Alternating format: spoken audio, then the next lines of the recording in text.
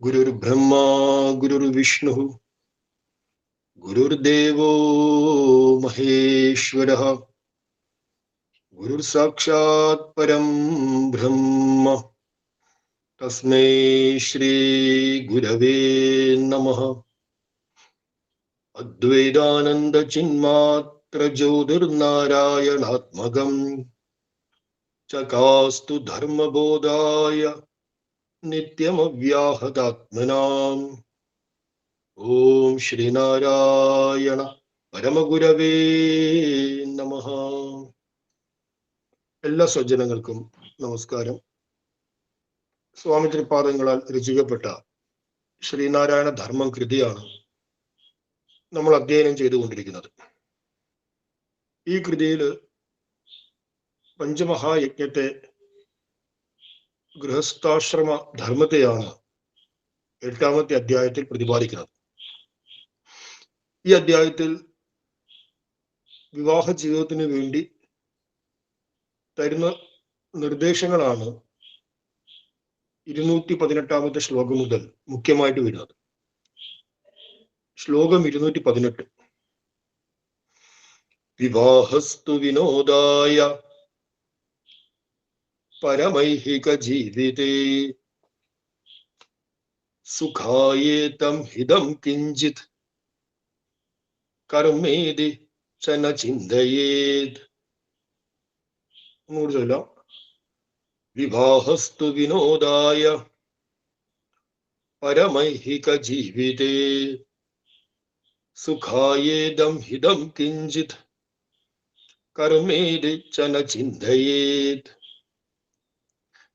ഈ ശ്ലോകത്തില് ഗുരു പറയുകയാണ്, വിവാഹം എന്നുള്ളത് കേവലം വിനോദത്തിനുള്ള ഒരു ഉപാധിയല്ല. ഐഹിക ജീവിതേ വിവാഹത്തു പരം വിനോദായ സുഖായ ഹിതം. ഈ ലോകത്തിലെ ഈ ജീവിതത്തില് വിവാഹമാകട്ടെ പരമമായ വിനോദത്തിനും സുഖത്തിനൊക്കെ വേണ്ടിയുള്ള ഒരു ഏർപ്പാടാണെന്നാണ് ലോകര് ചിന്തിക്കുന്നത്. ഇതം കിഞ്ചിത് കർമ്മ ഇതീച്ച ന ചിന്തയേത്. എന്നാൽ ഇപ്രകാരമാണെന്ന് ഒരിക്കലും ഗൃഹസ്ഥാശ്രമ ധർമ്മത്തിലേക്ക് പ്രവേശിക്കുന്നവർ ചിന്തിക്കരുത്. കേവലം വിനോദത്തിന് വേണ്ടിയുള്ള ഒരു ഉപാധിയാണ് എന്ന് ചിന്തിക്കരുത് എന്ന് പറയുന്നു. വിവാഹം എന്ന് പറഞ്ഞു കഴിഞ്ഞാൽ ഷോഡശ സംസ്കാരങ്ങളിൽ വരുന്ന ഒരു യജ്ഞമാണ്. നമ്മളത് മുമ്പ് പഠിച്ചിട്ടുണ്ട്. ഹിന്ദു വിശ്വാസം അനുസരിച്ച് വിവാഹം ഒരു കോൺട്രാക്റ്റ് അല്ല. രണ്ടുപേര് തമ്മിൽ ഒപ്പിട്ട് ചില നിബന്ധനകളുടെ സഹായത്തായി മുന്നോട്ട് പോകുന്ന ഒരു കരാറല്ല. മറിച്ച് ഇവിടെ നിലനിൽക്കുന്ന ഏറ്റവും പവിത്രമായ യജ്ഞ സമ്പ്രദായങ്ങളിൽ എല്ലാ മനുഷ്യനും അനുഷ്ഠിക്കേണ്ടുന്ന 16 യജ്ഞങ്ങൾ, ഷോഡശ സംസ്കാരങ്ങൾ, ആ സംസ്കാരത്തിലെ ഒരു സംസ്കാരമായി ഋഷീശ്വരന്മാർ മാനിച്ച ഒരു കർമ്മമാണ് വിവാഹം. ഒരു യജ്ഞം എന്ന് പറയുമ്പോൾ നമുക്കറിയാം, ആ യജ്ഞത്തിന് ഒരു ദിവ്യമായ ഒരു തലമുണ്ട്, അനുഷ്ഠാനപരമായ ഒരു തലമുണ്ട്. നമ്മളൊരു അമ്പലത്തിൽ, ക്ഷേത്രത്തിൽ ഒരു മൂർത്തിയെ പൂജിക്കുന്നു. ആ പൂജയും ഒരു യജ്ഞമാണ്. ആ പൂജ എന്ന് പറയുമ്പോൾ ആ പൂജിക്കുന്ന ആളും പൂജ കാണാൻ നിൽക്കുന്ന ഭക്തജനങ്ങളും ആ അന്തരീക്ഷവും ആകെ അവിടെ ഒരു ദിവ്യത ഉണ്ടാകും. അലസമായിട്ടോ അല്ലെങ്കിൽ ഭയഭക്തി ബഹുമാനം ഇല്ലാതെയോ ആരും തന്നെ പൂജിക്കില്ല. കാരണം എന്താണ്? പൂജ എന്ന് പറഞ്ഞാൽ വളരെ പവിത്രമായ ഒരു ചടങ്ങാണെന്ന് നമ്മുടെ എല്ലാവരുടെയും മനസ്സിലുണ്ട്. നമ്മൾ ഏതെങ്കിലും ക്ഷേത്രത്തിലോ മറ്റോ പോയിട്ട് പൂജാവേളയിൽ ഉറക്കെ സംസാരിക്കുകയോ ബഹളം വെക്കുകയോ അല്ലെങ്കിൽ ആ പൂജയെ അലങ്കോലപ്പെടുത്തുന്ന പ്രവൃത്തിയോ ചെയ്യുകയില്ല. കാരണം നമ്മളെല്ലാവരും വളരെ പവിത്രമായ കർമ്മം ഇതിനെ മാനിക്കുന്നു. എന്തുകൊണ്ട്? പൂജ ഒരു യജ്ഞമാണ്. അതുപോലെ തന്നെ ഒരു യജ്ഞം, ഒരു പൂജയാണ് വിവാഹ കർമ്മം എന്നുള്ളത്, വിവാഹ ജീവിതം എന്നുള്ളത്. അതുകൊണ്ട് ആ വിവാഹത്തെ കേവലം ഒരു വിനോദത്തിനുള്ള ഉപാധിയായി കണക്കാക്കി വിവാഹ സംസ്കാര സമയത്തും അതിനുശേഷമുള്ള ജീവിതത്തിലും ഈ ഒരു മനോഭാവം മാത്രം വെച്ച് പെരുമാറുകയാണെങ്കിൽ അത് ഉചിതമായി തീരില്ല എന്ന് ഗുരു പറയുന്നു. നമുക്ക് ചിന്തിച്ചാൽ മനസ്സിലാകും, നമ്മുടെ ആധുനിക കാലത്തെ വിവാഹ സംസ്കാരങ്ങൾ ഒരു പരിധിവരെ ധർമ്മപ്രേരകരായ അനേകം സജ്ജനങ്ങളുടെ പ്രസ്ഥാനങ്ങളുടെ ഇടപെടൽ കൊണ്ട് ആ വിവാഹ സംസ്കാര ചടങ്ങുകളിലുള്ള ഒരു ദിവ്യത്വം അത് കുറച്ചെങ്കിലും ഇന്ന് ശേഷിക്കുന്നുണ്ട്. പക്ഷെ പരിപൂർണമായിട്ട് വിവാഹത്തെ ഒരു വിനോദത്തിനുള്ള ഉപാധിയാക്കി മാറ്റുന്ന പ്രവർത്തികള് വിവാഹ സംസ്കാര ചടങ്ങുകളിൽ വർദ്ധിച്ചു വരുന്നതായി നമുക്ക് കാണാൻ സാധിക്കും. ആഡംബരങ്ങള്, നൃത്തനൃത്യങ്ങള്, ഇതെല്ലാം അനിവാര്യമാണ്. ഇതിനൊന്നും നമുക്ക് നിഷേധിക്കാൻ കഴിയില്ല. കാരണം സമൂഹമാകുമ്പോൾ ആ സമൂഹത്തിന്റെ വ്യത്യസ്തമായ സമൂഹ ശരീരങ്ങളുണ്ട്. അതിനെല്ലാം വികാസം വേണം. കേവലം ഏതെങ്കിലും ഒന്ന് മാത്രം അതെന്ന് പറഞ്ഞാൽ സമൂഹത്തിന് സർവ്വതോന്മുഖമായ വികാസം ഉണ്ടാവില്ല. വിനോദവും വിജ്ഞാനവും സാഹിത്യവും അതുപോലെ എല്ലാ മേഖലയിലും വികാസം വേണം. അപ്പൊ എല്ലാ മേഖലയുടെയും പ്രാതിനിധ്യം എല്ലാ കർമ്മങ്ങളിലും ഉണ്ടാകുന്നത് നല്ലത് തന്നെയാണ്. പക്ഷെ വിവാഹം പവിത്രമായ ഒരു യജ്ഞമായതുകൊണ്ട്, പൂജയായതുകൊണ്ട് അതിന്റെ പവിത്രതയെ കുറയ്ക്കുന്ന തരത്തിൽ മറ്റു കർമ്മങ്ങളിൽ ആധിക്യം വന്നു കഴിഞ്ഞാൽ അത് ഗൃഹസ്ഥാശ്രമ ജീവിതത്തിലേക്ക് പ്രവേശിക്കുന്ന ദമ്പതികൾക്ക് വലിയ ദോഷമായിട്ട് തീരും.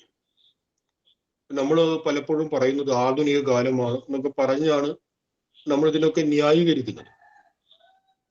ഇപ്പൊ നിങ്ങൾ ഉത്തരഭാരതത്തിലേക്ക് പോയി നോക്കൂ. ഉത്തരഭാരതത്തില് വലിയ ആസ്തിയുള്ള, വലിയ സമ്പത്തുള്ള, വലിയ വലിയ കൊടാനുകൂടി ആസ്തിയുള്ള വലിയ വലിയ വ്യവസായികള്, വ്യാപാരികൾ, അവരൊക്കെ അവരുടെ മക്കളുടെ വിവാഹം എന്ന് പറയുന്നത് ദിവസങ്ങളോളം നീണ്ടു നിൽക്കുന്ന ഒരു മഹായജ്ഞമായിട്ടാണ് സംഘടിപ്പിക്കുന്നത്.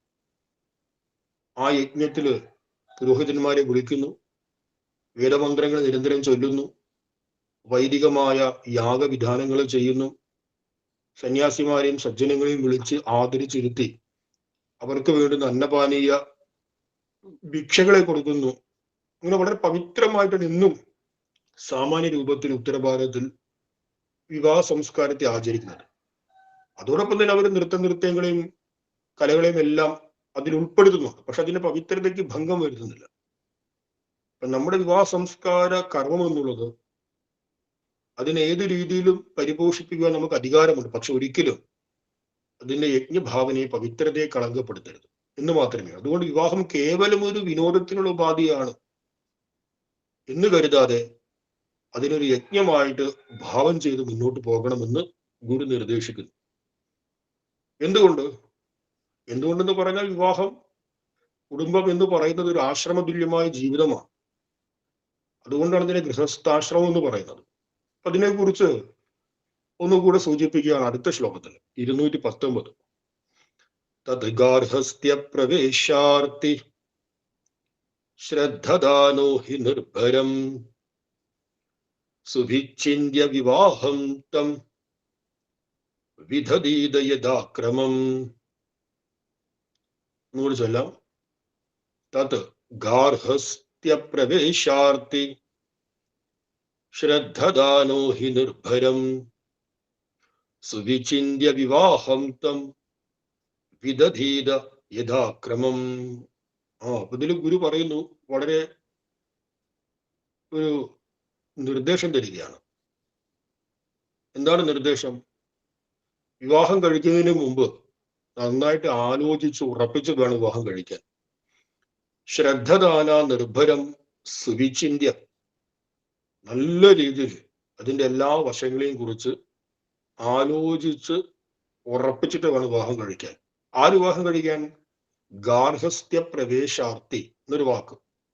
വിവാഹം കഴിക്കാൻ പോകുന്ന ആളുകളെ നമ്മൾ പല പേരിലും വിളിക്കാറുണ്ട്, വധൂവരന്മാര് എന്നൊക്കെ വിളിക്കാറുണ്ട്. അപ്പൊ മറ്റൊരു പേരാണ് ഗാർഹസ്ഥ്യ പ്രവേശാർത്ഥി. ഗൃഹസ്ഥാശ്രമത്തിലേക്ക് പ്രവേശിക്കുന്ന ആളുകള് നല്ല രീതിയിൽ ശ്രദ്ധദാന നിർഭരം സുവിചിന്യ, നല്ല രീതിയിൽ ശ്രദ്ധയോടുകൂടി ആലോചിച്ചിട്ട് എന്തു ചെയ്യണം? തം വിവാഹം യഥാക്രമം വിധതീത്. തം വിവാഹം, അപ്പൊ തം എന്നുള്ളൊരു വിശേഷണം, ഒരു സർവനാമം അവിടെ ചേർത്തിട്ടുണ്ട്.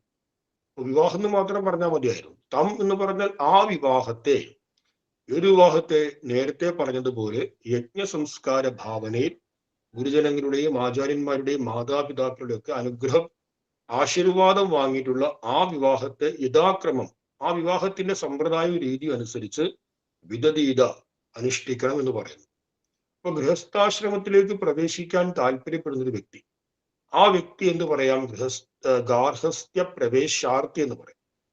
ആ വ്യക്തി എന്ത് ചെയ്യണം? ആ വ്യക്തി വിവാഹ സംസ്കാരത്തിന്റെയും കുടുംബജീവിതത്തിന്റെയും ഒരു ധാർമ്മികമായ കാഴ്ചപ്പാടുകളെ ഗുരുജനങ്ങൾ ഉപദേശിച്ച മാർഗങ്ങൾ നല്ലവണ്ണം പഠിച്ച് ചിന്തിച്ച് തനിക്ക് ഈ മാർഗത്തെ പിന്തുടർന്ന് പോകാൻ കരുത്തും ഫലവും ഉണ്ടോ എന്ന് സ്വയം പരിശോധിച്ച് ആലോചിച്ച് ഉറപ്പിച്ചതിന് ശേഷം മാത്രമേ വിവാഹ ജീവിതത്തിലേക്ക് പ്രവേശിക്കാവൂ എന്ന് പറയും.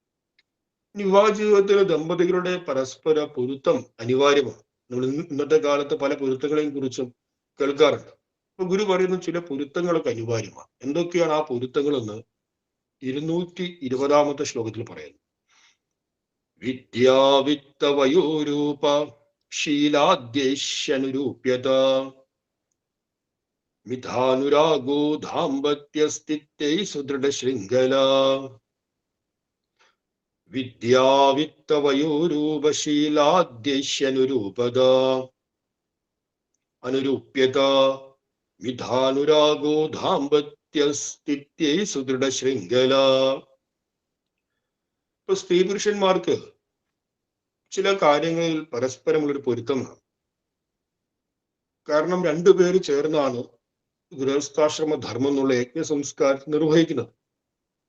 അപ്പൊ ആ രണ്ടുപേർക്കും മാനസികമായ ഒരു ഐക്യമില്ലെങ്കിൽ ആ യജ്ഞത്തെ ദീർഘകാലം നമുക്ക് പരിപാലിക്കാൻ സാധിക്കില്ല. അപ്പൊ ഏതൊക്കെ കാര്യങ്ങളിലാണ് ഐക്യം വേണ്ടത് എന്ന് ഗുരു പറയുന്നു.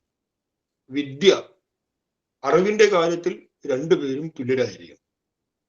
അറിവെന്ന് പറയുമ്പോൾ ഒരാൾ MA മറ്റൊരാൾ MA, ആ രീതിയിൽ നമുക്ക് ആധുനിക കാലത്ത് അങ്ങനെ മനസ്സിലാക്കാം. പക്ഷെ അറിവെന്ന് പറയുമ്പോൾ നമ്മുടെ ഒരു ദൈക്ഷണിക ശേഷിയാണ്. ദൈക്ഷണിക ശേഷിക്ക് ഇപ്പൊ എന്താ പറയാ, ഇന്റലക്ച്വൽ കപ്പാസിറ്റി എന്നൊക്കെ പറയാം. ഒരു ദൈക്ഷണിക ശേഷി രണ്ടുപേർക്കും തുല്യമാണെങ്കിൽ രണ്ടുപേർക്കും പരസ്പരം മനസ്സിലാക്കാൻ സാധിക്കും. ഒരാളുടെ ഇന്റലക്ച്വൽ ലെവല് വളരെ താഴ്ന്നിട്ടാണ്, മറ്റൊരാളുടെ ഇന്റലക്ച്വൽ ലെവല് വളരെ ഹൈ ആണെന്ന് കരുതുക. ഇപ്പൊ രണ്ടുപേർക്കും മനസ്സിലാക്കാൻ സാധിക്കില്ല എന്ന് മാത്രമല്ല, ഒരാൾ പറഞ്ഞ് മനസ്സിലാക്കി കൊടുക്കാൻ ഉദ്ദേശിക്കുന്ന ആശയത്തിന്റെ വിപരീത ഭാവത്തിലായിരിക്കും മറ്റയാൾ മനസ്സിലാക്കുക. അതുകൊണ്ട് ദൈക്ഷണിക ശേഷി ഏതാണ്ട്, ഇനി രണ്ടുപേരും മണ്ടന്മാരായാലും കുഴപ്പമില്ല, രണ്ടുപേരും അതിബുദ്ധിശാലികളായാലും കുഴപ്പമില്ല. പക്ഷെ ഒരാൾ അതിബുദ്ധിശാലിയും ഒരാൾ മണ്ടനുമാണെങ്കിൽ സംഭവം കാര്യങ്ങളൊക്കെ മുന്നോട്ട് പോകും. പക്ഷെ ഇടയ്ക്ക് വെച്ച് വലിയ പ്രശ്നങ്ങളുണ്ടാവും. കാരണം ഈ ആശയത്തെ, ആദർശത്തെ, കാഴ്ചപ്പാടുകളെ മനസ്സിലാക്കാൻ ഒരാളിൽ നിന്നും മറ്റൊരാൾക്ക് മനസ്സിലാക്കാൻ വലിയ പ്രയാസമായിരിക്കും. അതുകൊണ്ട് ദൈക്ഷണിക ശേഷി, ഇന്റലക്ച്വൽ കപ്പാസിറ്റി, അതിന്റെ തോത് രണ്ടുപേർക്കും ഒരുപോലെ ആകണം. ഇതാണ് വിദ്യ കൊണ്ട് രണ്ടുപേരും ഒരുപോലെ ആകണം, ആ ഒരു പൊരുത്തം വേണമെന്ന് പറയുന്നതിന് താല്പര്യം. ഇനി എന്താണ്? നല്ല ധനം ഉണ്ടായിരിക്കണം. ധനം എന്ന് പറയുമ്പോൾ രണ്ടുപേർക്കും ഏതാണ്ട് ധനം എന്ന ഫലം ഏതാണ്ട് തുല്യമായിരിക്കണം. ഇപ്പൊ 100 വർഷം മുമ്പ് ഗുരുദേവൻ ഭാര്യയ്ക്കും ഭർത്താവിനും ധനം വേണമെന്ന് പറയുമ്പോൾ ഭാര്യയുടെ അടുത്തും വധുവിന്റെ അടുത്തും ധനം ഉണ്ടായിരിക്കണമെന്ന് സൂചിപ്പിക്കുന്നു. അന്നത്തെ സാഹചര്യത്തില് നമുക്ക് സ്ത്രീകള് ധനം സമ്പാദിക്കുക, ധനം ശേഖരിക്കുക എന്നുള്ളൊരു സാഹചര്യം, സാമൂഹ്യ സാഹചര്യം അന്ന് ഉണ്ടായിരുന്നില്ല. അന്നത്തെ കാലത്ത് ഭാര്യയുടെ അടുത്തും ധനം വേണം, ഭർത്താവിന്റെ അടുത്തും ധനം വേണം എന്ന് പറയുമ്പോൾ സ്ത്രീകളുടെ ഒരു സാമൂഹ്യമായ ഒരു ഉന്നതി കൂടി ഗുരുദേവൻ ഇതിൽ പ്രതിപാദിക്കുന്നു. സ്ത്രീകളുടെ അടുത്ത് പറയുമ്പോൾ രണ്ട് കുടുംബങ്ങളുടെ അടുത്തും തുല്യമായ ഒരു ധനം ഉണ്ടായിരിക്കണം, ധനത്തിന്റെ പൊരുത്തം വേണമെന്ന് പറയും. ഈ ദമ്പതികൾ നമ്മൾ വയസ്സിന്റെ പൊരുത്തം വേണം. വയസ്സ് ഒരുപാട് ഏറ്റക്കുറച്ചിലുണ്ടാവാൻ പാടില്ല. വയസ്സ് ഏതാണ്ട് സമാസമമായിരിക്കണം.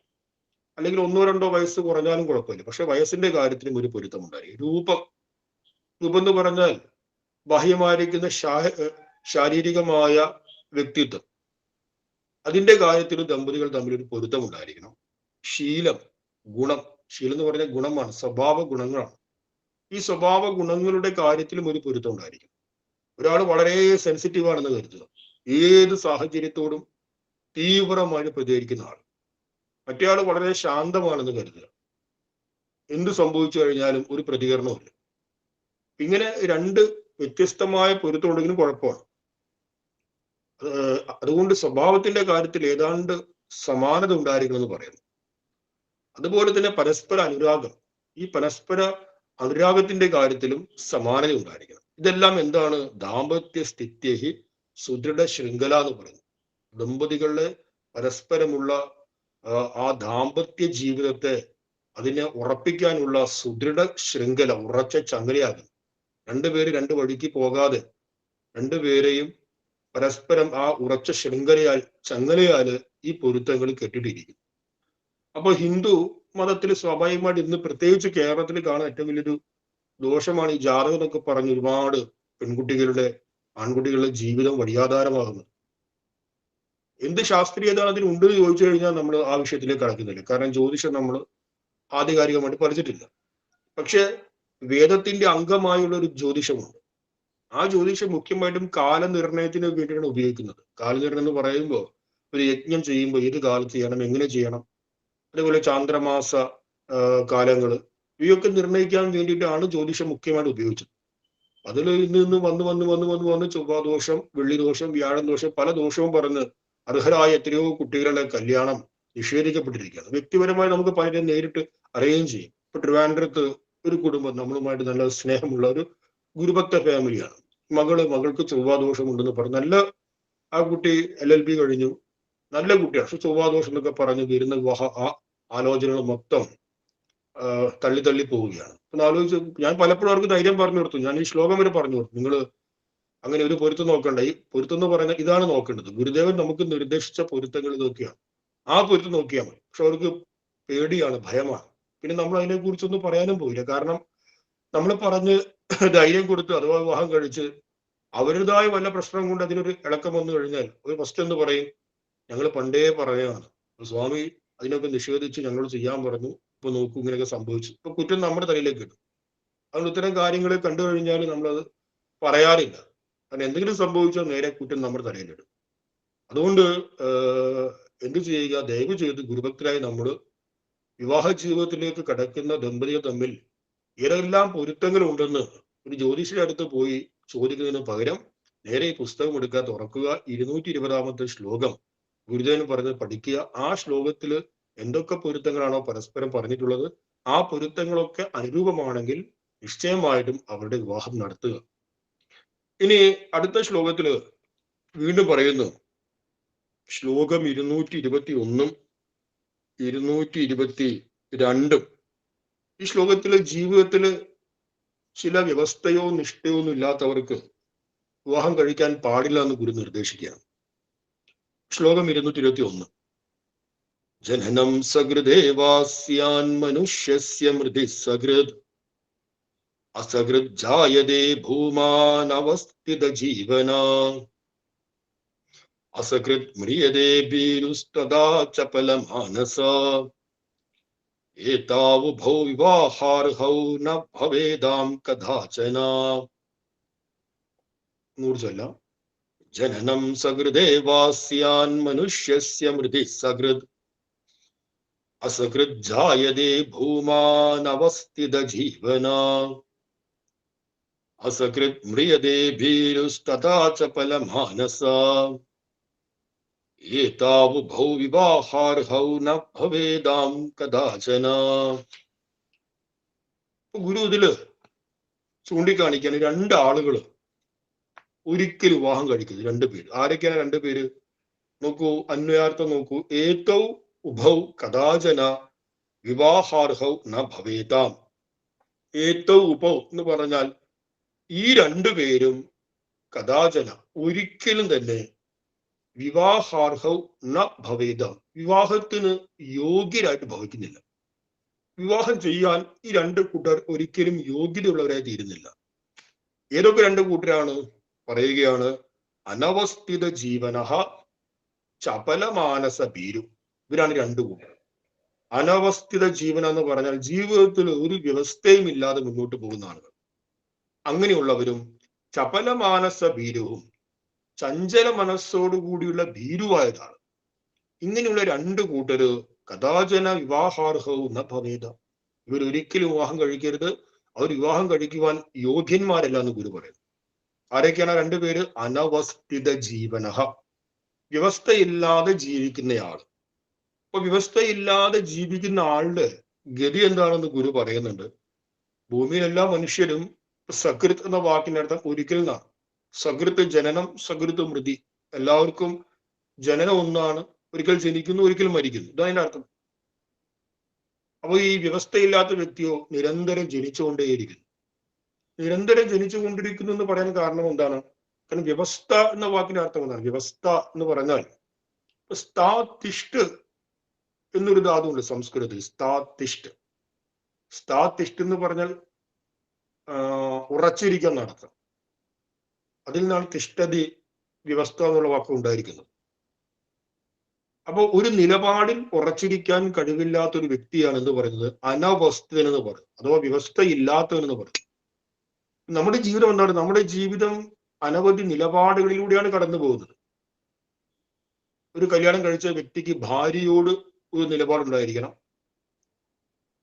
തൻ്റെ അമ്മയോട് ഒരു നിലപാടുണ്ടായിരിക്കണം, കുഞ്ഞുങ്ങളോട് ഒരു നിലപാടുണ്ടായിരിക്കണം, തൻ്റെ ജോലിയോടൊരു നിലപാട്, സമൂഹത്തോടൊരു നിലപാട്. ഈ നിലപാടുകളിൽ കാലാനുസൃതമായ തീരുമാനമെടുത്ത് ആ തീരുമാനത്തിൽ ഉറച്ചിരിക്കാനുള്ള കഴിവുണ്ടായിരിക്കും. ഇതിനാണ് വ്യവസ്ഥ എന്ന് പറയുന്നത്. നമ്മൾ ഗ്രാമീണമായ ഭാഷയിൽ സാധാരണ പറയാറില്ല ജീവിതത്തിനൊന്നും ഒരു വ്യവസ്ഥയില്ല. എന്താണ് വ്യവസ്ഥ? നിലപാടുകൾ കാലാനുസൃതമായി എടുക്കാനും കാലാനുസൃതമായി എടുത്ത ആ നിലപാടുകളിൽ ഉറച്ചിരിക്കാനും ആ നിലപാട് മറ്റാർക്ക് വേണ്ടിയും ത്യാഗം ചെയ്യാതിരിക്കാനുമുള്ള കഴിവാണ്. ഭാര്യയോട് നമുക്കൊരു നിലപാടുണ്ട്. ആ നിലപാട് തൻ്റെ അമ്മയ്ക്ക് വേണ്ടിയോ അല്ലെങ്കിൽ മറ്റാർക്കും വേണ്ടിയോ നമ്മൾ ഉപേക്ഷിക്കുന്നില്ല. അമ്മയോടൊരു നിലപാടുണ്ട്. ആ നിലപാട് ഭാര്യയ്ക്ക് വേണ്ടിയോ അല്ലെങ്കിൽ ആർക്കെങ്കിലും വേണ്ടി ഉപേക്ഷിക്കുന്നില്ല. കാരണം ആ നിലപാട് നമ്മുടേതാണ്. ആ നിലപാടുകളിൽ ഉറച്ചിരിക്കണം. ഇങ്ങനെ വ്യവസ്ഥയില്ലാത്ത വ്യക്തിക്ക് നിലപാടുകൾ എടുക്കാനും ആ നിലപാടുകളിൽ ഉറച്ചിരിക്കാനും വ്യവസ്ഥ കഴിവില്ലാത്ത വ്യക്തിക്ക് ഏത് മേഖലയിലായാലും ആ വ്യക്തി പരാജയപ്പെടും. അപ്പൊ നമ്മുടെ പരാജയം, നമ്മുടെ ജീവിതത്തിൽ നമ്മളെല്ലാവരും മനുഷ്യരാണ്. നമുക്ക് ഭൂതകാലത്ത് അനവധി പരാജയങ്ങൾ വന്നിട്ടുണ്ട്. ആ പരാജയങ്ങളെയൊക്കെ നമ്മൾ ഒന്ന് ചികഞ്ഞ് ചിന്തിച്ചു കഴിഞ്ഞാൽ ആ പരാജയങ്ങളുടെ ഹേതു മിക്കവാറും എത്തിച്ചേർന്ന് ഇരിക്കുന്നത് നമ്മുടെ നിലപാടുകൾ എടുക്കാനും ആ നിലപാടുകൾ പാലിക്കുവാനുമുള്ള കരുത്തില്ലായ്മ കൊണ്ടാണ്. പലപ്പോഴും നമ്മൾ മറ്റുള്ള ആൾക്കാർക്ക് വേണ്ടി നമ്മുടെ നിലപാടുകളെ ത്യാഗം ചെയ്യുന്നു, പണയം ചെയ്യുന്നു. ഇതായിരിക്കും പല പരാജയങ്ങളുടെയും മുഖ്യ ഹേതുവായിട്ട് വർത്തിക്കുന്നത്. ഈ വ്യവസ്ഥ എന്നുള്ളത് ഒരു വ്യക്തി ജീവിതത്തിനും സംഘടനാ ജീവിതത്തിനും സാമൂഹ്യ ജീവിതത്തിനും എല്ലാം അനിവാര്യമായി വേണ്ടതാണ്. ഒരു സംഘടനയെ നോക്കൂ, ആ സംഘടനയ്ക്ക് നിലപാടുകളുണ്ട്. ആ നിലപാടുകളെ വ്യക്തികൾക്ക് വേണ്ടി ത്യാഗം ചെയ്താൽ, ഇപ്പോൾ ഒരു വ്യക്തി സംഘടനയുടെ തലപ്പത്തിരിക്കുന്നു, ആ വ്യക്തിക്ക് ഇഷ്ടമുള്ള ആളുകളെ, ആ വ്യക്തിക്ക് പ്രിയമുള്ള ആളുകളെ ആ വ്യക്തി തന്റെ സംഘടനയുമായിട്ട് അടുപ്പിക്കുന്നു. ആ വ്യക്തിക്ക് പ്രിയമില്ലാത്ത ആളുകൾ, അവർ കഴിവ് ഉണ്ടെങ്കിൽ കൂടിയും ആ വ്യക്തികളെ അകറ്റുന്നു. ഇവിടെ എന്ത് സംഭവിക്കുന്നു? ഇവിടെ സംഘടനയുടെ നിലപാടിനെ തൻ്റെ വ്യക്തിപരമായ ഇഷ്ടാനിഷ്ടങ്ങൾക്കും താല്പര്യങ്ങൾക്കും വേണ്ടി ബലികഴിക്കുന്നു, പണയം വെക്കുന്നു. അതിന്റെ ഫലമായിട്ട് സംഘടന അവ്യവസ്ഥിതമായി തീരും. എപ്പോഴും സംഘടനയുടെ തീരുമാനമാണ് പരമമായി വേണ്ടത് ഒരു സംഘടന എന്ന നിലയ്ക്ക്. വ്യക്തികളുടെ തീരുമാനത്തിന് പ്രാധാന്യമില്ല.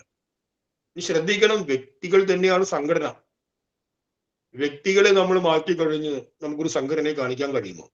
നമ്മൾ പലപ്പോഴും പറയും വ്യക്തി കേന്ദ്രീകൃതമല്ല, നമുക്ക് വ്യക്തി പൂജയില്ല, വ്യക്തി ആരാധന എന്നൊക്കെ പറയും. പക്ഷെ വ്യക്തികളെ മാറ്റിക്കഴിഞ്ഞ് ഒരു സംഘടന ഉണ്ടാക്കും. ഒരുപാട് വ്യക്തികളുടെ കൂട്ടായ്മയാണ് എന്ത് പറയുന്നത്, ഒരു സംഘടന എന്ന് പറയുന്നത്.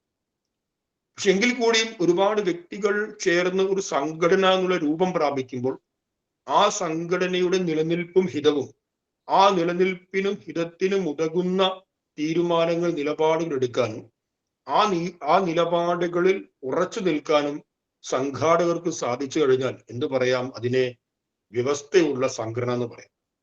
വ്യവസ്ഥയുള്ള സംഘടനയിലേക്കാണ് ആളുകൾ വരുന്നതും ആളുകൾ ഉറച്ചിരിക്കുന്നത്. കാരണം ആളുകൾ എപ്പോഴും ആഗ്രഹിക്കുന്നത് വ്യവസ്ഥാപിതമായ ഒരു സിസ്റ്റത്തെയാണ്.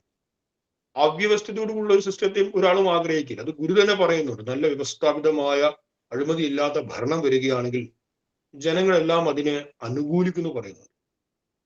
അപ്പൊ പലപ്പോഴും സംഘടനയ്ക്ക് എന്ത് സംഭവിക്കുന്നു? സംഘടനയ്ക്ക് ഇപ്പൊ നമ്മൾ ചെറുതും വലുതുമായ അനവധി സംഘടനയാണ്. ഇപ്പൊ നമ്മുടേതും നമ്മുടേതും ഒരു സംഘടനയാണ്. അപ്പൊ ഈ സംഘടനയെ നമ്മൾ നയിക്കുന്ന സമയത്ത് നമുക്ക് ഇഷ്ടമില്ലാത്ത ഏതെങ്കിലും കാരണത്താൽ നമുക്ക് താല്പര്യമില്ലാത്ത ഒരു വ്യക്തി, ആ വ്യക്തിയിൽ നല്ല കഴിവുണ്ട് തോന്നുന്നത്, വളരെ വലിയ കഴിവുണ്ട്. പക്ഷെ ആ കഴിവിനെ സംഘടനയ്ക്ക് വേണ്ടി ഉപയോഗപ്പെടുത്താൻ നമുക്ക് ആഗ്രഹമില്ല. കാരണം എന്താണ്? നമുക്ക് താല്പര്യമില്ല. അപ്പൊ എന്റെ വ്യക്തിപരമായ ഇഷ്ടാനിഷ്ടങ്ങൾ കൊണ്ട് സംഘടനയുടെ നിലപാടിനെ ഞാൻ പണയം ചെയ്യുകയാണ്, ബലി കഴിക്കുകയാണ്. അത് സംഘടനയ്ക്ക് ആത്യന്തികമായിട്ട് ദോഷം വരുത്തും. കാരണം എന്താണ്? അവിടെ അവ്യവസ്ഥിതി ആരംഭിക്കും. ഇനി ഒരു കഴിവില്ലാത്തൊരു വ്യക്തി, പക്ഷെ എനിക്ക് വലിയ താല്പര്യമാണ്, ആ വ്യക്തിയെ നമ്മൾ എന്ത് ചെയ്യുന്നു? സംഘടനയോട് ചേർത്ത് നിർത്താൻ ആഗ്രഹിക്കുന്നു, ആ വ്യക്തിയെ മുഖ്യമായിട്ട് നിർത്താൻ ആഗ്രഹിക്കുന്നു. ഇപ്പൊ കഴിവില്ലാത്തൊരു വ്യക്തി സംഘടനയോട് കൂടുതൽ കൂടുതൽ ചേരുമ്പോൾ അതിന്റെ മുഖ്യമായ ഒരു ഘടകത്തിലേക്ക് വരുന്ന സമയത്ത് ആ വ്യക്തിയുടെ കഴിവില്ലായ്മ കാരണം ആ സംഘടന ശിഥിലമായിട്ട്. അപ്പൊ സംഘടന എന്ന് പറയുമ്പോൾ സംഘടനയുടെ നിലനിൽപ്പും ആ സംഘടനയുടെ വികാസവുമാണ് ആഗ്രഹിക്കേണ്ടത്. അതിനുതകുന്ന നിലപാടുകൾ എടുക്കണം. അതെന്റെ വ്യക്തിപരമായ ഇഷ്ടങ്ങൾക്ക് വിരുദ്ധമാണെങ്കിൽ കൂടിയും സംഘടനയുടെ നിലനിൽപ്പും ഹിതവുമാണ് കാക്ഷിക്കുന്നതെങ്കിൽ വ്യക്തിപരമായ ഇഷ്ടങ്ങളെ പണയം ചെയ്ത് ബലി കഴിച്ച് സംഘടനയുടെ നിലനിൽപ്പിന് വേണ്ടിയുള്ള തീരുമാനമെടുക്കണം. ഇനിയോ ആ സംഘടനയിലേക്ക് ചേരുന്ന ആളുകളുണ്ട്. ഒരുപാട് ആളുകളുടെ കൂട്ടത്തെയാണല്ലോ സംഘടന എന്ന് പറയുന്നത്. സമ്യക് ഘടത ഇത് സംഘടന. നമ്മൾ ഇതിലേക്ക് ഉത്പത്തി പഠിച്ചിട്ടുണ്ട്. ഒരുപാട് ആളുകൾ നല്ലവണ്ണം ഇങ്ങനെ കൂടിച്ചേരിയിരിക്കുക. ഈ സംഘടനയുടെ മറ്റൊരു പേരാണ് യോഗം എന്നുള്ളത്. ശ്രീനാരായണ ധർമ്മ പരിപാലന യോഗം. അതുപോലെ യോഗ ശബ്ദം എന്താണ്? യോഗ ശബ്ദവും സംഘടനയ്ക്ക് സമാനമായി ഉപയോഗിക്കുന്ന മറ്റൊരു പേരാണ്. ഒരുപാട് ആളുകൾ ശ്രീനാരായണ ധർമ്മത്തെ പരിപാലിക്കുവാനും പ്രചരിപ്പിക്കുവാനും വേണ്ടി കൂടിച്ചേർന്നിരിക്കുന്നു, ഒരുമിച്ചിരിക്കുന്നു. അതാണ് യോഗം എന്ന് പറയുന്നത്.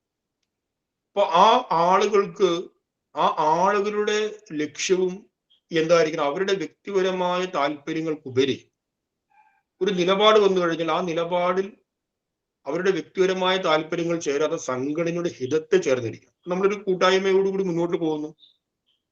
ആ കൂട്ടായ്മയുടെ ശാക്തീകരണത്തിന് വേണ്ടി നമ്മൾ ചെറു ചെറു ഗ്രൂപ്പുകളാക്കി ആ കൂട്ടായ്മ വിഭജിച്ചിരിക്കുന്നു. കാരണം എപ്പോഴും നമുക്ക് ശക്തി കിട്ടുന്നത് അതിനെ വികേന്ദ്രീകരണം ചെയ്യുമ്പോഴാണ്. ചെറു ചെറു ഗ്രൂപ്പുകളാക്കി മാറ്റുകയും ആ ഗ്രൂപ്പുകൾ സ്വതന്ത്രമായി പ്രവർത്തിക്കുകയും അവരുടെ എല്ലാം പ്രവർത്തനം സംഘടനയുടെ പൊതുവായ ലക്ഷ്യത്തിന് നന്മയ്ക്ക് വേണ്ടി ആകുന്ന സമയത്ത് ആ സംഘടന ബലപ്പെടും. നേരെ മറിച്ച് ചെറിയൊരു ഗ്രൂപ്പുകളായി കഴിഞ്ഞാൽ അത് ഞങ്ങളുടെ ഗ്രൂപ്പാണ്, ഞങ്ങൾക്ക് സ്മൈലുമായിട്ട് ഇനി യാതൊരു ബന്ധവുമില്ല, ഞങ്ങളുടെ ഗ്രൂപ്പിൽ ഞങ്ങൾ തോന്നുന്ന പോലെ ചെയ്യും, തോന്നുന്ന പോലെ പ്രവർത്തിക്കും എന്ന് പറഞ്ഞാൽ എന്ത് സംഭവിക്കുന്നു?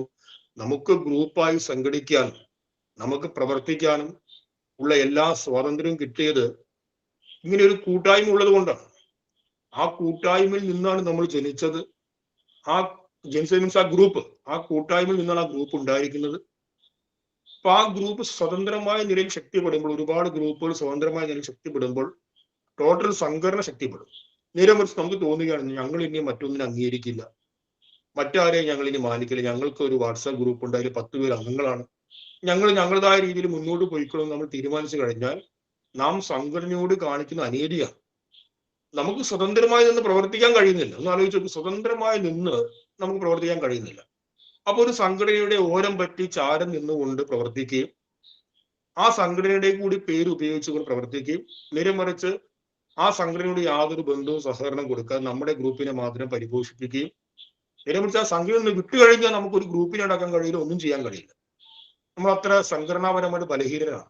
ഒരു വലിയൊരു ഗ്രൂപ്പിനെ തണലിൽ ഇരുന്നു കൊണ്ട് തന്നെ ആ ഗ്രൂപ്പിനോട് വിധേയപ്പെടാതെ, ആ ഗ്രൂപ്പിന്റെ പൊതുവായ താല്പര്യങ്ങൾ അംഗീകരിക്കാതെ, ആ ഗ്രൂപ്പിന്റെ പൊതുവായ മുന്നോട്ടുള്ള പോക്കിനെ അംഗീകരിക്കാതെ സ്വതന്ത്രമായി മാറി നിൽക്കുകയാണെങ്കിൽ എന്തു പറയാൻ സാധിക്കും? അത് അവ്യവസ്ഥിതിയാണ്. അത്തരം അവ്യവസ്ഥിതിയും സംഘടനയെ തകർക്കും.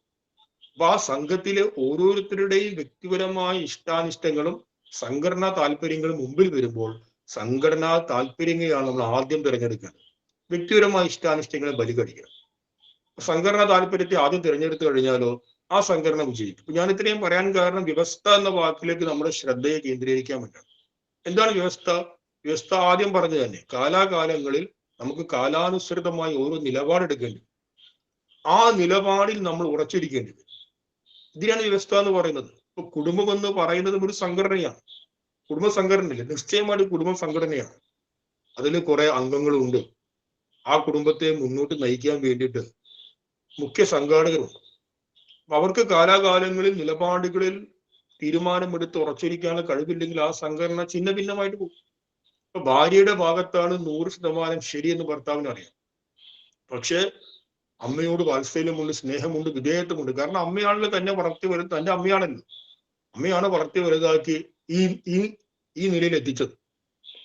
അപ്പൊ ഒരു വിഷയം വന്നു. ആ വിഷയത്തില് രണ്ടുപേരും ഉൾക്കൊള്ളുന്നു, ഭാര്യയും അമ്മയും, ഭർത്താവിന്റെ അമ്മയും. ആ ഭർത്താവിന് അറിയാം ഈ വിഷയത്തിൽ 100% ശരി ഭാര്യയുടെ ഭാഗത്താണ്. പക്ഷെ അമ്മയോടുള്ള വാത്സല്യവും സ്നേഹവും കാരണം എന്ത് സംഭവിക്കുന്നു? ഭാര്യയെ കുറ്റപ്പെടുത്തി അമ്മയുടെ പക്ഷം നിൽക്കുന്നു.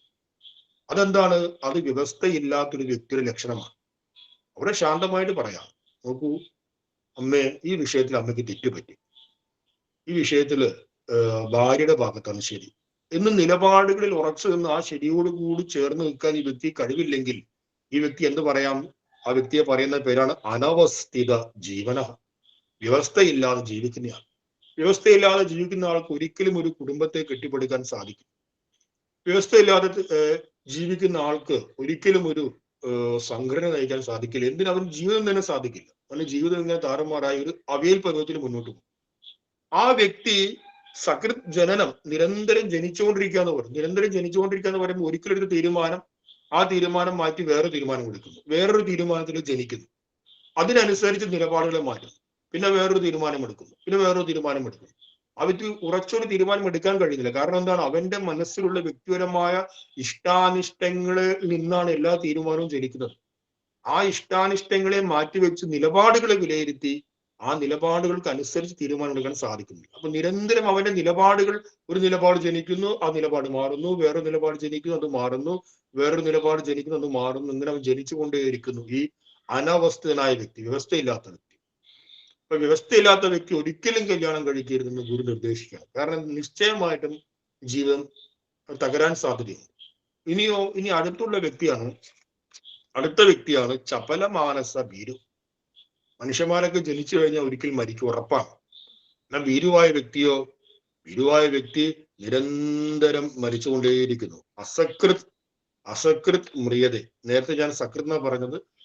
അസകൃത് എന്ന വാക്കിന്റെ അർത്ഥം അസകൃത് മനുഷ്യസ്യ അസകൃത് ജനം എന്ന് വായിക്കണം. സകൃത് ജനം എന്നത് ഈ ശ്ലോകത്തിലുണ്ട്. പക്ഷെ വ്യവസ്ഥയില്ലാത്തവൻ വീണ്ടും വീണ്ടും വീണ്ടും ജനിച്ചുകൊണ്ടിരിക്കും. അതേപോലെ ചപല മാനസനായ ഭീരുവായ വ്യക്തി എന്ത് സംഭവിക്കുന്നു? അവൻ നിരന്തരം മരിച്ചുകൊണ്ടേയിരിക്കുന്നു. ധൈര്യശാലിക്ക് ഒരു തവണയാണ് മരണം. ഭീരുവിന് നിരന്തരം മരണം. ഒരിക്കൽ ഒരാൾ ആത്മഹത്യ ചെയ്യാൻ തീരുമാനിച്ചു. ജീവിതമൊക്കെ മടുത്തു, നീ മരിച്ചേക്കാം. ഇപ്പൊ തൂങ്ങി മരിക്കാൻ വേണ്ടി കയറും എടുത്ത് അപ്പുറത്തെ പറമ്പിലേക്ക് പോയി വലിയൊരു മരത്തിന്റെ മുകളിൽ കയറി കെട്ടി. ആ സമയത്താണ് മരത്തില് ഒരു മൂർഖമാമിനെ കാണുന്നത്. ഇതിനെ പേടിച്ച് അയ്യോ എന്ന് പറഞ്ഞ് തിരിച്ചു പോയി വീട്ടിലേക്ക്. മരിക്കാൻ വന്ന ഒരാൾ പിന്നെ മൂർഖം കടിച്ചാലും മരിക്കും, എന്തായാലും മരിക്കും. തൂങ്ങി മരിക്കാൻ വന്ന ആള് മൂർഖമാമിനെ കണ്ട് പേടിച്ചു പോയി എന്ന അവസ്ഥയാണ് ആർക്കുള്ളത്? ഭീരുവിനുള്ളത്. അവൻ നിരന്തരം മരിച്ചുകൊണ്ടിരിക്കുക, ഓരോ നിമിഷവും മരിച്ചുകൊണ്ടിരിക്കും. ഇനി ആരാണ് ഭീരു? ധൈര്യശാലി എന്ന് പറഞ്ഞാൽ നമ്മള് എന്താ പറയാ, ആജാനുബാഹുവായ ഒരു വ്യക്തി, എല്ലാവരും വെല്ലുവിളിച്ച് അട്ടഹാസം ഒഴുക്കുന്ന ഒരു വ്യക്തി അല്ല ധൈര്യശാലി. ധൈര്യം എന്നുള്ള വാക്ക് തന്നെ എന്താണ്? ധിഷണയുള്ളവെന്നാണ്.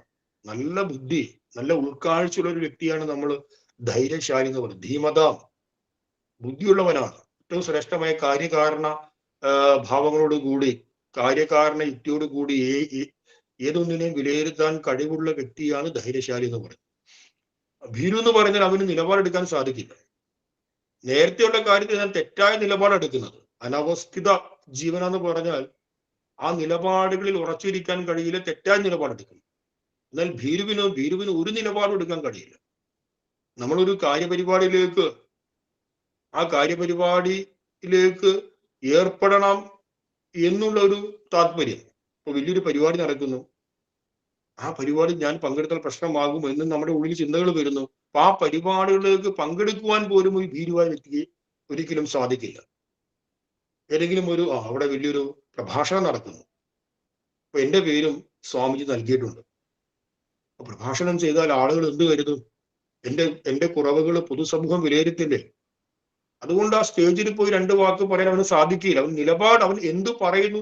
നേരെ മറിച്ച് ചില ആളുകൾ അവർക്ക് അറിയാം അവർക്ക് പറയാൻ സാധിക്കില്ല, പറയാൻ കഴിവില്ല എന്നവർക്ക് അറിഞ്ഞാൽ കൂടി അവരുടെ ഉള്ളിൽ ഒരു വ്യവസ്ഥ ഉണ്ടെങ്കിൽ അവർ സ്റ്റേജിൽ പോയി 2 വാക്ക് പറയും.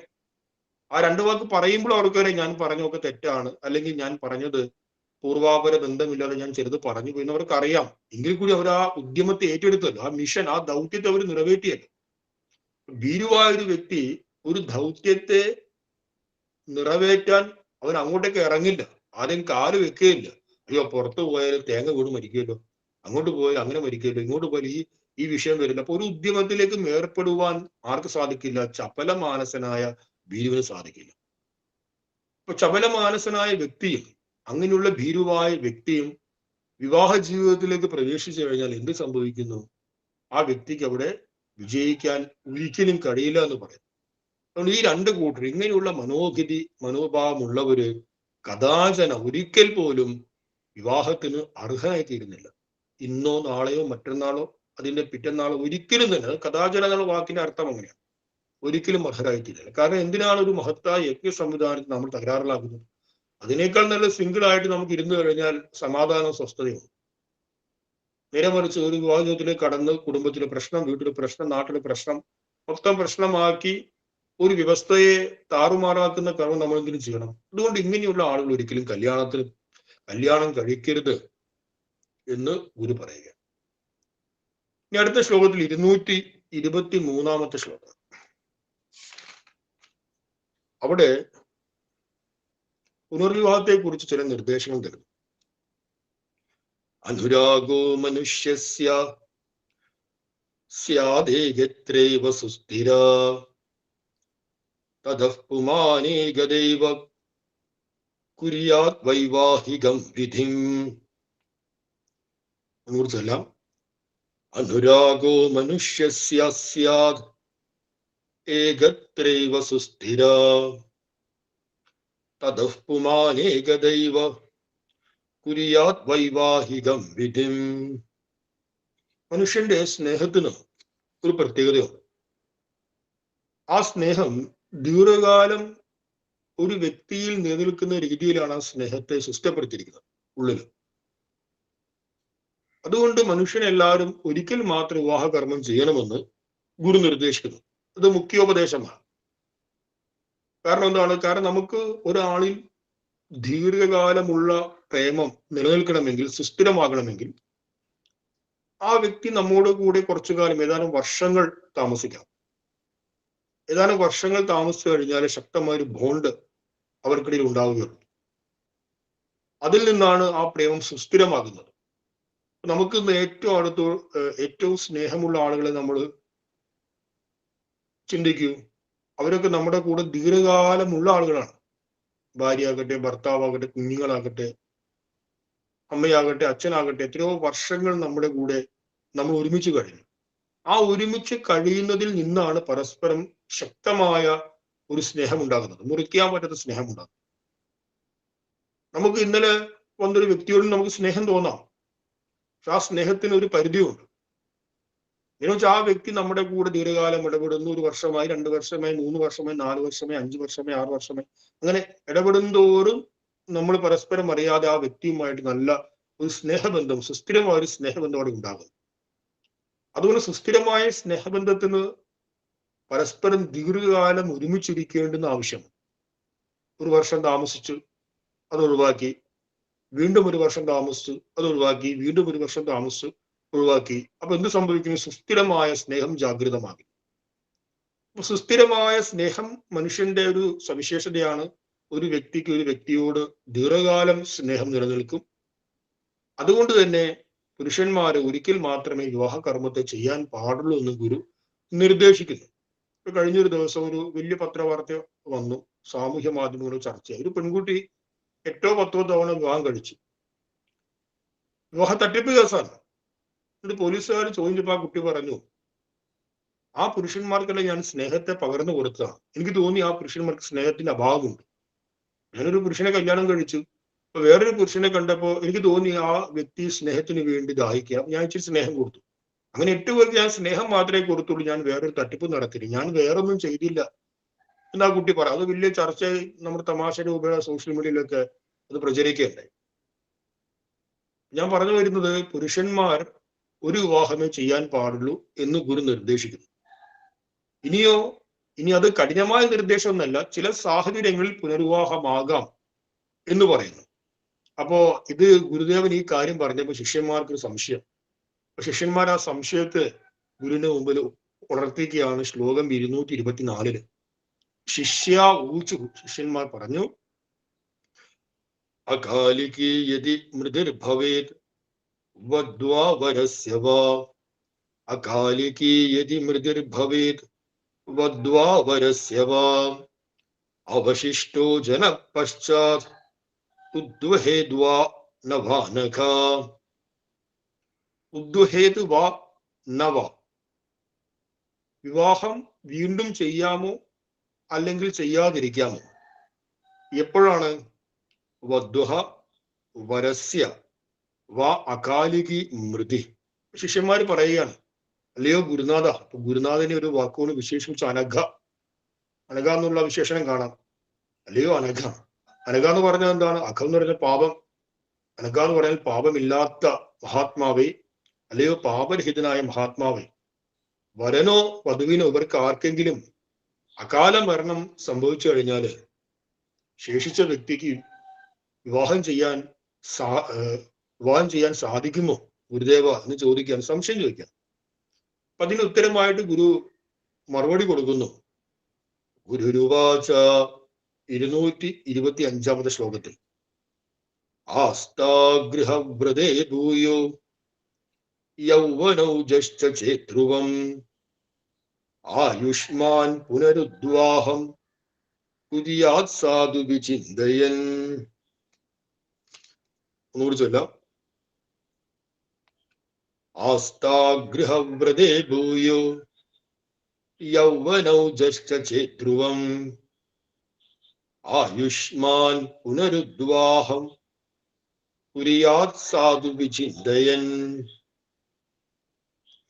ഇനി അങ്ങനെ വല്ലതും സംഭവിച്ചിട്ടുണ്ടെങ്കിൽ ധ്രുവം യൗവനൗജശ്ച ചേത്, നേരത്തെ പറഞ്ഞതുപോലെ എന്തെങ്കിലും കാരണം കൊണ്ട് ഭർത്താവിന് ഭാര്യയെയോ ഭാര്യയ്ക്ക് ഭർത്താവിനെ നഷ്ടപ്പെടുകയാണെങ്കിൽ വീണ്ടും അദ്ദേഹത്തിന് ഒരു വിവാഹ ജീവിതം നയിക്കാനുള്ള ദൃഢമായ കരുത്തും ആരോഗ്യമൊക്കെയുള്ള വ്യക്തിയാണെങ്കിൽ, മാത്രമല്ല ഗൃഹവ്രതേ ഭൂയ ആസ്ഥ, ഇതാണ് ഏറ്റവും പ്രധാനമായ കാര്യം. ഗൃഹസ്ഥാശ്രമ ധർമ്മത്തിലേക്ക് വീണ്ടും പ്രവേശിക്കണമെന്ന് ആഗ്രഹമുള്ള വ്യക്തിയായിരിക്കണം. എന്തെങ്കിലും കാരണവശാൽ ഭാര്യയ്ക്കോ ഭർത്താവിനൊരു അകാല മൃത്യുയോ സമാനമായ മറ്റേതും സംഭവിച്ചു, ഒരു വ്യക്തി ഏകനായി മാറി. ആ വ്യക്തിയുടെ മനസ്സിൽ ഗൃഹവ്രതേ ഭൂയ ആസ്ഥാഹ, വീണ്ടും ഗൃഹസ്ഥാശ്രമത്തിലേക്ക് പ്രവേശിക്കണമെന്നുള്ളൊരു ചിന്ത ഉണ്ടാകുന്നു. ആ വ്യക്തിക്ക് ഗൃഹസ്ഥാശ്രമ ധർമ്മത്തെ നയിക്കാനുള്ള മാനസികവും ശാരീരികവുമായ ആരോഗ്യവും കരുത്തുണ്ട്. എങ്കിൽ എന്ത് വേണം? എങ്കിൽ ആയുഷ്മാൻ ഉദ്വാഹം കുര്യ, അങ്ങനെയുള്ള വ്യക്തിക്ക്, ദീർഘായുസുള്ള ആ വ്യക്തിക്ക് വിവാഹം വീണ്ടും ചെയ്യാമെന്ന് ഗുരു പറഞ്ഞു. പുനർവിവാഹമാകാമെന്ന് പറയും. കഴിഞ്ഞ ശ്ലോകത്തിൽ പുനർവിവാഹം ചെയ്യരുതെന്ന് പറയുന്നു. പക്ഷെ ചില അടിയന്തര സാഹചര്യങ്ങൾ സംഭവിച്ചു കഴിഞ്ഞാൽ ആ വ്യക്തിക്ക് വീണ്ടും ഗൃഹസ്ഥാശ്രമത്തിലേക്ക് പ്രവേശിക്കാന്ന് പറയുന്നു. ഇപ്പോ ഭഗവാൻ ശിവന്റെ ഭാര്യ ആയിരുന്നല്ലോ സതീദേവി, ആദ്യത്തെ ഭാര്യ. സതീദേവി അച്ഛന്റെ യാഗത്തിന് പങ്കെടുക്കണമെന്ന് താല്പര്യപ്പെട്ടു. അപ്പൊ ശിവൻ പറഞ്ഞു, നമ്മളെ ക്ഷണിച്ചില്ല, ബാക്കി എല്ലാരെയും ക്ഷണിച്ചു. എന്നോടുള്ള വിരോധം കാരണം നിന്റെ അച്ഛൻ എന്നെയോ ക്ഷണിച്ചിട്ടില്ല. കാരണം നിന്റെ അച്ഛന്റെ തറവാട്ട് മഹിമ, അദ്ദേഹം രാജാവാണ്, കുലമഹിമയ്ക്ക് വെച്ച് ഞാൻ യോഗ്യനല്ല, ഞാൻ ശ്മശാനവാസിയാണ്. അതുകൊണ്ട് പൊതുസമൂഹത്തിൽ തന്റെ മരുമകൻ ഒരു ശ്മശാനവാസിയാണ്, ചുടലഭസ്മം പൂശി വിചിത്രമായി നടക്കുന്ന ഒരാളാണെന്ന് കാണിക്കുന്ന അദ്ദേഹത്തിന് താല്പര്യമില്ല. അതുകൊണ്ട് നമ്മളെ ക്ഷണിച്ചില്ല, ബാക്കി ലോകത്തെ സകലരും ക്ഷണിച്ചു. അപ്പൊ ക്ഷണിക്കാത്ത ഒരു ചടങ്ങ് നീ പോകണ്ടെന്ന് പറഞ്ഞു. അപ്പൊ മകള് പറഞ്ഞു, എന്റെ അച്ഛനല്ല, അച്ഛൻ ക്ഷണിച്ചിട്ട് വേണോ ഞാൻ പോകാൻ. അച്ഛൻ ഏതൊരു പരിപാടി നടത്താനും എനിക്ക് അവിടെ സംബന്ധിക്കാനും അതിൽ പങ്കുകൊള്ളാനുമുള്ള അവകാശമുണ്ടെന്ന് മകള് പറയുകയും ഭർത്താവിന്റെ വാക്കിനെ തൽക്കാലം അച്ഛന്റെ സ്നേഹത്തെ കരുതി ധിക്കരിച്ചു. ആ ദക്ഷൻ നടത്തിയ യജ്ഞവേദിയിലേക്ക് ക്ഷണിക്കാതെ പങ്കെടുക്കുകയും ക്ഷണിക്കാതെ വന്ന സതീദേവി ദക്ഷൻ അപമാനിക്കുകയും തുടർന്ന് സതീദേവി ആ യജ്ഞകുണ്ടത്തിൽ, ഹോമകുണ്ടത്തിൽ ആത്മാഹുതി സമർപ്പിച്ച കാര്യവും നമുക്ക് എല്ലാവർക്കും പുരാണങ്ങളിലൂടെ പരിചിതമാണ്. ഒരു ഭാര്യ മരിച്ചപ്പോ ശിവൻ ക്രോധാകുലനായി കാലഭൈരവയും അതേപോലെ ഭദ്രകാളിയൊക്കെ പറഞ്ഞു വെച്ച് ആ യജ്ഞശാല തകർത്ത് തരിപ്പണമാക്കി പിന്നീട് തന്റെ ഭാര്യയോടുള്ള തീവ്രമായ പ്രേമത്തില് പരിപൂർണമായിട്ടും ശേഷിക്കുന്ന ഗൃഹസ്ഥാശ്രമ താല്പര്യത്തെ കൂടി ഉപേക്ഷിച്ച് തപസ്സിന് വേണ്ടി പോയി. അങ്ങനെ ദീർഘകാലം തപസ്സായിരുന്നു. ഇനി എനിക്കൊരു ജീവിതം, ഒരു പെൺകുട്ടിയുമായ ജീവിതം ഇനി ഒരിക്കലും സംഭവിക്കുക എന്നുള്ള ദൃഢനിശ്ചയത്തോടു കൂടി തപസ് ചെയ്യാൻ വേണ്ടി. പക്ഷെ വലിയൊരു പ്രശ്നം വന്നു. കാരണം ലോകത്തിന്റെ നിലനിൽപ്പും ധർമ്മവും വരുമ്പോൾ നമ്മുടെ വ്യക്തിപരമായ താല്പര്യങ്ങളെ കൂടി മാറ്റിവെക്കണമല്ലോ. താരകാസുരൻ ഭൂമിയിൽ വലിയ അധർമ്മത്തെ ഉണ്ടാക്കി, വലിയ പ്രശ്നങ്ങളെ ഉണ്ടാക്കി. അപ്പൊ താരകാസുരനെ കൊല്ലണമെങ്കിൽ ശിവന്റെ പുത്രന് മാത്രമേ സാധിക്കൂ. ശിവനാണെങ്കിൽ ആദ്യത്തെ ഭാര്യ മരണപ്പെട്ട് ഇനി ഒരിക്കലും ഒരു പെൺകുട്ടിയുമായുള്ള ജീവിതം നടത്തില്ല എന്നുള്ള ദൃഢപ്രതിജ്ഞയോട് കൂടി ഏകാന്തമായി തപസ് ചെയ്യുക. ആ സമയത്ത് ശിവന്റെ ആ മനോഭാവത്തെ മാറ്റാൻ വേണ്ടി ദേവന്മാർ കിണഞ്ഞ് പരിശ്രമിക്കുന്ന കാര്യം നമുക്ക് പുരാണങ്ങളിൽ കാണാൻ സാധിക്കും.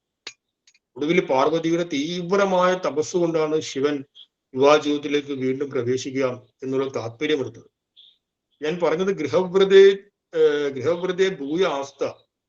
മകന് താല്പര്യമില്ലെങ്കിൽ എന്തെങ്കിലും ഭാര്യ പോവുകയോ അല്ലെങ്കിൽ ഭാര്യ മരണപ്പെടുകയോ ചെയ്തു, മകന് താല്പര്യമില്ല വീണ്ടും ഒരു ജീവിതത്തിലേക്ക്. താല്പര്യമില്ലാത്ത വ്യക്തിയെ നമ്മൾ കുത്തിത്തള്ളി ഇങ്ങനെ പറഞ്ഞേക്കരുത്. അവന്റെ താല്പര്യമാണ് ഏറ്റവും പ്രധാനം. ആ താല്പര്യം ഉണ്ടെങ്കിൽ, ഞാൻ നേരത്തെ ഒരു പുരാണം പറഞ്ഞത് ശിവന്റെ ഒരു മാനസിക ഭാവത്തെ പഠിക്കാൻ വേണ്ടിയിട്ടാണ്. അദ്ദേഹത്തിന് പൂർണ്ണമായും താല്പര്യമില്ല. അപ്പൊ താല്പര്യമില്ലാത്ത വ്യക്തിയെ ഇവരെല്ലാവരും ചേർന്ന് പ്രേരിപ്പിക്കുന്നത് കാണാൻ സാധിക്കും. അതിന്റെ ഫലമായിട്ട് എന്ത് സംഭവിച്ചു? കാമദേവൻ വന്ന് ശിവന്റെ മനസ്സിനെ ഒന്ന് ഇളക്കാൻ വേണ്ടി നോക്കി, ഉടനെ കാമദേവനെ ഭസ്മമാക്കി. അപ്പൊ താല്പര്യമില്ലാത്ത വ്യക്തി നമ്മൾ തള്ളിത്തള്ളി വിവാഹ ജീവിതത്തിലേക്ക് പറഞ്ഞു വെച്ചു കഴിഞ്ഞാൽ ആ വിവാഹം എന്തായിട്ട് മാറും? അനർത്ഥകരമായിട്ട് മാറും. അപ്പൊ രണ്ടാമതും താല്പര്യം ഉണ്ടായിരിക്കണം. ഭൂയഹ എന്ന് പറയുന്നത് വീണ്ടും ആസ്ഥ, താല്പര്യം ഉണ്ടായിരിക്കണം. അങ്ങനെയുള്ള വ്യക്തിക്ക് ആരോഗ്യവും കരുത്തൊക്കെ ഉണ്ടെങ്കിൽ ആ വ്യക്തിക്ക് വീണ്ടും വിവാഹം ചെയ്യാവുന്നതാണ് എന്ന് ഗുരു പറയുന്നു. ഇനി വീണ്ടും പുനർവിവാഹത്തെ സംബന്ധിച്ച് നിർദ്ദേശം തരികയാണ് 226 ശ്ലോകത്തിൽ. പുനർവിവാഹസ്തു സകൃത് വിദാതവ്യോ ന ചാസകൃത് അനേകവാരം വിഹിതഃ പുണ്യോച്ഛേദായ കൽപ്പതേ. ചൊല്ലാം. പുനർവിവാഹസ്തു സകൃത് വിദാതവ്യോ ന ചാസകൃത് അനേകവാരം വിഹിതഃ പുണ്യോച്ഛേദായ കൽപ്പതേ. സകൃത് എന്ന് പറഞ്ഞാൽ ഒരിക്കൽ നടത്താം, അസകൃത് എന്ന് പറഞ്ഞാൽ പലതവണ. അപ്പോ ഒരു കാരണവശാൽ, എന്തെങ്കിലും കാരണവശാൽ നമ്മുടെ ആദ്യ വിവാഹത്തിൽ ഒരു ഭംഗം വന്നു, വീണ്ടും നമുക്ക് വിവാഹം കഴിക്കാം. അതിനെ പുനർവിവാഹം എന്ന് പറയാം. ആ വിവാഹത്തിലും എന്തെങ്കിലും ഭംഗം വന്നാൽ വീണ്ടും വീണ്ടും ചെയ്യാൻ പാടില്ല എന്ന് ഗുരു നിർദ്ദേശിക്കുന്നു. അസകൃത്ത് നച്ച, വീണ്ടും വീണ്ടും ചെയ്യാൻ പാടില്ല. കാരണം എന്താണ്? അനേകവാരം വിഹിത വിവാഹം, പലതവണ ചെയ്യപ്പെടുന്ന വിവാഹം പുണ്യോച്ഛേദായ കൽപ്പനെ, പുണ്യനാശത്തിനായിട്ട് ഭവിക്കുന്നു. ദമ്പതികളില് ഭാര്യയോ ഭർത്താവോ മരണപ്പെടുകയോ അല്ലെങ്കിൽ മറ്റെന്തെങ്കിലും സംഭവിക്കുകയാണെങ്കിൽ ആ ഭാര്യക്കോ ഭർത്താവിനോ വീണ്ടും ഒരു വിവാഹം ചെയ്യാം. ആ വിവാഹ ജീവിതത്തിലും എന്തെങ്കിലും പ്രശ്നം ഉണ്ടാകുകയാണെങ്കിൽ പിന്നീട് സാത്വികമായി തപസ്വിയായിട്ട്, തപസ്വി മീൻസ് ആ കുടുംബത്തിൽ ഇരുന്നു കൊണ്ട് തന്നെ ലോകക്ഷേമത്തിന്റെ കാര്യങ്ങളെ മുൻനിർത്തി ജീവിതം നയിക്കുന്നതാണ് ഏറ്റവും ഉത്തമം. അല്ലാതെ വീണ്ടും വീണ്ടും അനേകവാരം വിഹിത, വീണ്ടും വീണ്ടും ചെയ്യപ്പെടുന്ന വിവാഹം നമ്മുടെ പുണ്യത്തെ പൂർണ്ണമായിട്ടും ഇല്ലാതാക്കും. കാരണം പുണ്യമാണ് പ്രാരബ്ധ കർമ്മത്തിൽ നിന്ന് സുഖവും ദുഃഖവും നമുക്ക് അനുഭവവേദ്യമാകും. നമ്മൾ ഇന്ന് അനുഭവിക്കുന്ന സുഖദുഃഖങ്ങൾ എന്താണ്? അത് പ്രാരബ്ധ കർമ്മത്തിൽ നിന്ന് വന്നു ചേരുന്ന. ആ പ്രാരബ്ധ കർമ്മങ്ങളിൽ എത്രത്തോളം പുണ്യത്തിന്റെ കണക്കുണ്ടോ അത്രത്തോളം നമ്മുടെ ജീവിതം സുഖമയമായിട്ട് തീരും. ആ പുണ്യവർദ്ധനവിനുള്ള കർമ്മങ്ങൾ നാം നിരന്തരം ചെയ്തുകൊണ്ടേയിരിക്കുകയാണെങ്കിൽ, അന്നദാനം ചെയ്യുന്നു, മറ്റുള്ളവർക്ക് ഹിതത്തെ ചെയ്യുന്നു, ധർമ്മശാസ്ത്രങ്ങളെ പ്രചരിപ്പിക്കുന്നു, ഒരു നല്ല വ്യക്തിയായിട്ട് സമൂഹത്തിനും കുടുംബത്തിനും മാതൃകയായി നല്ല വ്യക്തിയായി ജീവിക്കുന്നു. ഇതിലൂടെ നമ്മുടെ പ്രാരംഭത്തിലേക്ക് ഒരുപാട് പുണ്യം വന്നു ചേരുകയും നാം അനുഭവിക്കുന്ന അനുഭവം സുഖകരമായിരിക്കുകയും ചെയ്യും. വീണ്ടും വീണ്ടും വിവാഹം ചെയ്യുന്ന വ്യക്തിക്ക് ആ പുണ്യം നഷ്ടപ്പെടുകയും ആ വ്യക്തിയുടെ അനുഭവങ്ങൾ ദുഃഖമയമായിട്ട് മാറുവാൻ സാധ്യതയുമുണ്ട്. അതുകൊണ്ട് പുണ്യ നഷ്ടം ഉണ്ടാക്കുന്നതിനാൽ ഒരിക്കലും അനേകവാരം വിവാഹം ചെയ്യരുത് എന്ന് ഗുരു നിർദ്ദേശിക്കുന്നു ഈ ശ്ലോകത്തിൽ. ഇപ്പൊ നമ്മൾ ഇത്രയും പറഞ്ഞുകൊണ്ട് ഇന്നത്തെ ക്ലാസ് ഉപസംഹരിക്കുകയാണ്. അപ്പോൾ ഇതിനെ തുടർന്നുള്ള ശ്ലോകങ്ങൾ അടുത്ത ക്ലാസ്സിൽ ചിന്തിക്കാം. ഓം തത്സത്. ശ്രീനാരായണ ഗുരുവർപ്പണമസ്തു.